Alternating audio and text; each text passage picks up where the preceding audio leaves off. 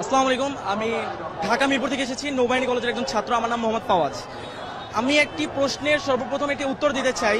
সেটা হচ্ছে, জামাতে ইসলাম কেন চাঁদাবাজি করে না, কেন কোনো লুটতরাজের সাথে জামাত ইসলাম নেই?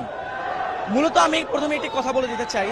সেটা হচ্ছে, আমাদের অন্যান্য দল যদি আমরা দেখে থাকি, গত 53 বছরে আমাকে একটা দল আপনি আমাকে ইন্ডিভিজুয়াল দেখাবেন যে একটি সেবামূলক প্রতিষ্ঠান কিংবা কর্মসংস্থান তৈরি করেছে? কোনো দল পাবেন না। তাদের আইডিওলজি হচ্ছে নেতার পিছনে নেতা কর্মী ঘুরবে, জয় বাংলা নাইলে জয় বাংলাদেশ জিন্দাবাদ স্লোগান দিবে আর নেতার নাম নিবে। এটা হচ্ছে তাদের আইডিওলজি। জামাতের আইডিওলজি এটা নয়। তাদের আইডিওলজি কিভাবে একটি নতুন প্রতিষ্ঠান তৈরি করা যায়। আপনি যদি গত 53 বছরে খেয়াল করেন, অসংখ্য জামাতের হাসপাতাল, অসংখ্য ব্যাংকিং সেক্টর তৈরি করা হয়েছে, যার কারণে জামাতে ইসলামের যে নেতাকর্মীরা রয়েছে, পড়াশোনা শেষে তারা যদি চাকরিও না পেয়ে থাকে, তাদেরকে ওইখানে নিয়োগ দেওয়া হয়, এবং যার কারণে তাদের চাঁদাবাজি কিংবা এইসব কাজে লিপ্ত হতে হয় না। তারা একটি অর্থনৈতিক ভালো একটি কাজের মাধ্যমে তাদের জীবন বাহন করতে পারে। এবং জামাতের আদর্শ এবং অন্য একটি দলের আদর্শে ভিন্ন কোথায়? আমি একটি কথা বলতে চাই, অন্য একটি দলে আপনি সেন্ট্রাল থেকে টাকা পাবেন, টাকা যদি না পান আপনি চাঁদাবাজিতে লিপ্ত হবেন। আপনি বিএনপি বলুন, আওয়ামী লীগ বলুন, ছাত্র দল বলুন, ছাত্রলীগ বলুন, সবাই একই ক্যাটাগরি। আপনি ছাত্র শিবির বলুন যদি, বা জামাত ইসলাম বলুন, এদের অর্থ উৎস কিন্তু এইটা নয়। এদের অর্থ উৎসটা কোথায় আমি আপনাকে বলি। ক্লাস 9-এর একটি ছাত্র, আমার নামটা ঠিক মনে নেই, আমাদের গ্রামের বরিশালের একজন ভাই, সে ক্লাস 9-এ থাকতে তার বাবা মা মারা যায়। তার পড়াশোনা সে ছেড়ে দিবে ভেবেছে। তখন জামাত যে সংগঠন তার সাথে কথা বলে, যে তার সম্পূর্ণ ব্যবস্থা তারা গ্রহণ করে, তাকে সম্পূর্ণ শিক্ষিত করে, তাকে দেশের বাইরে পাঠায় পড়তে, এবং তাকে ডক্টর বানিয়ে বাংলাদেশে ফেরত আনে। এখন আমার প্রশ্ন, একজন বিবেকবান মানুষ জীবনেও কি তাকে যেই দলটা, যে সংগঠনটা এত উচ্চ একটা পর্যায়ে নিয়ে গিয়েছে, তাকে জাতীয় রাষ্ট্রের সম্পদ বানিয়েছে, তাকে কি, তার কাছে কি কোনো সাহায্য চাওয়া লাগবে দলটা থেকে? সে তো একজন বিবেকবান মানুষ, সে নিজে থেকে তার অর্থের 50% দান করে দেবে এই দলের জন্য। এই একটা কারণে জামাতের কারো কাছে চেয়ে খেতে হয় না। আর জামাতের প্রত্যেকটা নেতাকর্মী যারা রয়েছে, তাদের মাস শেষে একটি অ্যামাউন্ট উল্টা দিতে হয়, জামাতে অনুদান দিতে হয়, এবং সেই টাকা দিয়ে, এই যে আমি যে বললাম প্রথমে, এই ছেলেটাকে পড়িয়েছে, এরকম অসংখ্য অসহায় এবং দরিদ্র ছেলেকে পড়ানো হয়, ছেলে মেয়েকে, এবং এই টাকা দিয়ে, এই আমাদের অনুদানের টাকা দিয়ে। কারণ আমার প্রশ্ন, যেই ছেলে বা মেয়েটা এত কষ্ট করে দলে টিকে থাকার জন্য টাকা দিতেছে, নিজে থেকে, নিজের পকেট থেকে টাকা খরচ করতেছে, তাছাড়া মাস শেষে 2টা করে বই পড়তে হয়, বই পড়ে ওইটার পরীক্ষা ভাইভা দিতে হয়, 5 ওয়াক্ত নামাজ পড়তে হয়, নামাজে সে জামাতে কয় রাকাত পড়তেছে, কয় রাকাত জামাতে পাচ্ছে না, সব রিপোর্ট প্রদান করতে হয়। এত কষ্টের পরেও যে মানুষটাই দলে থাকবে, ওই মানুষটার কি নৈতিকতা নিয়ে কোনো প্রশ্নের আর কোনো দিক রয়েছে? ওই দল, ওই মানুষটা কি কোনো স্বার্থের জন্য দল করতেছে? ওই মানুষটার ভিতরে নৈতিকতা আছে বলেই মানুষটা দলটা করতেছে। এত কষ্ট পেরিয়েও এই দলের প্রতি সে তার ভালোবাসাটা রয়েছে। এখন আপনি আমাকে কোন দিক দেখাবেন? 71-এ যে আলবদর, তারপরে রাজাকার বলে, এই দিকটা দেখাবেন? আমি আপনাকে একটি কথা ব্যক্ত করতে চাই। হযরত উমর রাদিয়াল্লাহু তাআলা আনহু, তিনি যখন ছিলেন, তিনি কিন্তু মুসলিম ছিলেন না, তাই তিনি কিন্তু ইসলাম ধর্ম গ্রহণ করেন নাই। পরবর্তীতে মহানবী সাল্লাল্লাহু আলাইহি ওয়াসাল্লাম আল্লাহ তাআলার কাছে নিচে চায় যে তৎকালীন আরবের যে কোনো বড় দুই নেতার একজনকে আল্লাহ আমার করে দাও, এবং মহানবী সাল্লাল্লাহু আলাইহি ওয়াসাল্লামের যে কোরআন, সে তিলাওয়াত শুনে সে কিন্তু মুসলিম হয়েছে। এখন কি আপনি তার পাস্টের সাথে তার প্রেজেন্ট তুলনা করবেন? আপনি এতই মূর্খ হয়ে গিয়েছেন? আপনি কি চেতনা ব্যবসা করবেন? আওয়ামী লীগ এক দল বলে গিয়েছে, তারা এখন কোথায়? তারা এখন ভারতে। এরপর আরেক দল যারা এখন বর্তমানে বলছে, তারা কোথায়? তার নেতা লন্ডনে।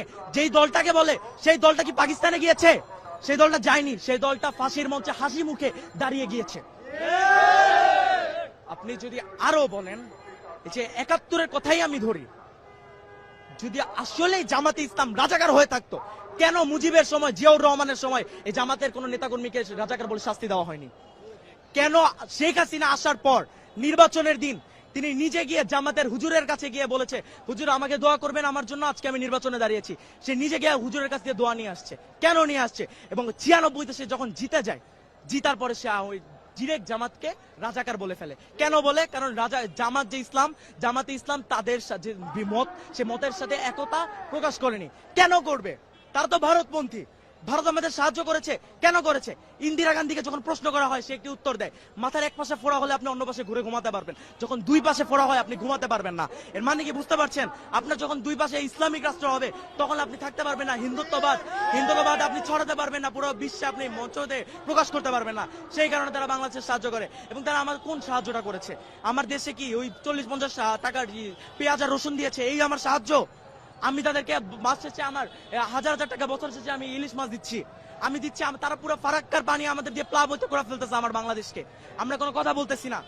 আরো যদি আমরা দেখি, তারা আমাদের দেশটাকে নিজেদের অঙ্গরাজ্য তৈরি করতে চেয়েছে। তারা আমাদের দেশের মাঝখান থেকে রেল বানিয়ে ফেলবে। এমন আমাদের ইতিহাস যা বলে, একটা রাষ্ট্র এরকম ভাবে যখন একটা দেশের মাঝখানে চলে আসে, ওই রাষ্ট্রের ওই ইন্ডিভিজুয়াল ওই জায়গাটা ওই রাষ্ট্রের আওতায় থাকে না, ওইটা যেই দেশের আওতায় চলে যায়, যেই দেশের বানায় ওই দেশের আওতায় চলে যায়। এবং তারা এই ভারতের দালাল ছিল। এবং আমি আপনাকে এখন আমার এতক্ষণের কথা সবচেয়ে বড় পয়েন্ট এখন করব, বিএনপি। আমার আপনাদের সকলের কাছে একটা প্রশ্ন, বর্তমানে তো তারেক রহমান বাংলাদেশে নাই, তাহলে বিএনপির সবচেয়ে বড় নেতাকে? মির্জা ফখরুল। এখন আমি বলতে হাসি পাচ্ছে আমার, মির্জা ফখরুল যদি দেশের সবচেয়ে বড় নেতা হয় বিএনপির, তাহলে গত 3 মাসে কেন মির্জা ফখরুলকে কোনো টক শোতে কিংবা কেন কোনো মিডিয়া ফেস করতে দেখা যায়নি? দেখা গেছে কাকে? সালাউদ্দিন সাহেবকে। এখন আপনারা যারা পলিটিক্সের ভিতরে আছেন বা থাকেন, তারা জানেন গত 10 বছর সালাউদ্দিন সাহেবকে ভারতে বিলাসবহুল ভাবে 3 স্টার প্লাস রিসর্টে রাখা হয়েছে, তাকে সম্পূর্ণ সুযোগ সুবিধা দেওয়া হয়েছে, তাকে সেটিং করা হয়েছে ভারতীয় দালাল প্রথায়। তাই সে হচ্ছে, আমি নিজের মুখে বলবো, আমি জানি না আমি এটা বলার পর আমি বাঁচবো কিনা, আমি আমি আমি আল্লাহর আইনে আল্লাহর জমিনে দাঁড়ায় বলবো, বিএনপি হচ্ছে ভারতের দালাল, ভারতের দালাল, ভারতের দালাল। এবং যারা বিএনপির ভারতে আর কি সাপোর্ট করে না, যারা রয়েছে, যারা বিএনপির ভারতে সাপোর্ট করে না, যেমন ইলিয়াস আলী, বাবর, তারা এখন কোথায়? আমার প্রশ্ন, তাদের কি বিএনপি কি সামনে আনছে? কেন আনছে না? কারণ বিএনপি তাদেরকে আনতে দিবে না, তারা ভারতপন্থী না, তারা ভারতের বিরোধী। এবং ভারত আর বিএনপি এটা চায় না, তারা এখন এক হয়ে গিয়েছে, 2 সাপের 1 বিষ, আওয়ামী লীগ আর ধানের শীষ। সর্বপ্রথম আমি একটি কথা ব্যক্ত করতে চাই, একটি সমাবেশ অসংখ্য মানুষের একটি জোটের একটা স্থান। এখন আমরা যখন একসাথে এতগুলো মানুষ একসাথে জড়ো হই, কারো না কারোর সাথে গায়ে টাচ, যে জিনিসটা ফিজিক্যালি, এই জিনিসটা হবেই। আমার ইসলাম কি বলে একটি নারীর শরীর স্পর্শ করতে? আমার ইসলাম কিন্তু বলে না। কিন্তু আপনি যদি ইরানের ব্যাপারটি দেখেন, ইরান একটি ইসলামিক রাষ্ট্র, ইসলামিক শাসন প্রতিষ্ঠা হয়েছে তাদের দেশে। তাদের দেশে কি নারীরা উন্নত না? তাদের দেশে নারীরা চাকরি বাকরি করছে না? তাদের দেশ এতটাই উন্নত, তারা এতটাই শক্তি সম্পন্ন, তাদের ভিতরে ইসলামিক যে এতটা জ্ঞান ধারণা রয়েছে, তাদের আল্লাহর প্রতি ভয়ভীতি রয়েছে, তারা ডিরেক্টলি ইউএসএ এন্ড ইসরায়েলকে চ্যালেঞ্জ করতে পারে। বাংলাদেশকে বলেন, বাংলাদেশ তো ভারতের বিরুদ্ধে দাঁড়াতে পারবে না। কখন পারবে? যখন জামাতে ইসলাম এই দেশের জাতীয় সরকার গঠন করবে, তখনই যে আজ একমাত্র পারবে।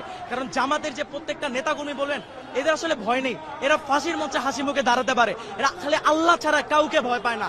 আপনি যদি ইতিহাস দেখেন, এটা ইতিহাস আমাদেরকে বলে। এবং আপনি নারীর কথা ব্যক্ত করছেন, নারী আগিয়ে যাচ্ছে অবশ্যই, কিন্তু ধ্বংসের দিকে। বর্তমানে যেটা যুগে হচ্ছে, আপনি জায়গায় জায়গায় দেখবেন অশ্লীলতা ছড়িয়ে যাচ্ছে। সে অশ্লীলতাকে থেকে মুক্তি পেতে হলে জামাতকে সরকার আনতে হবে। কিন্তু তাই বলে এই নয় যে জামাত আসলে নারীরা অধিকার পাবে না, নারীরা অধিকার পাবে। আপনি যদি হিন্দু হয়ে থাকেন, আপনি আপনার ধর্ম পালন করতে পারবেন, অসুবিধা নেই। জামাত আসলে প্রফিটটা কোথায়? যারা ইসলামে বিশ্বাস করে, যারা পর্দা করে, তারা একটু সুবিধাটা বেশি পাবে, তারা সুন্দরভাবে পর্দা করতে পারবে, তাদের দিকে আড়াল চোখেও কেউ তাকাতে পারবে না। এটা হচ্ছে জামাতের আশার আইডিওলজি, এবং তারা এটাই বিশ্বাস করে। কিন্তু কোন নারী যে কর্মসংস্থানে যেতে পারবে না, এমন কোন কথা জামাত ব্যক্ত করে না। আপনি যদি আমাকে দেখাতে পারেন জামাতের একটি খুঁত যদি আপনি আমাকে দেখাতে পারেন, আমি নিজে বলছি আমি ওই দিন থেকে জামাতের সাপোর্ট করা বন্ধ করে দিব ইনশাআল্লাহ।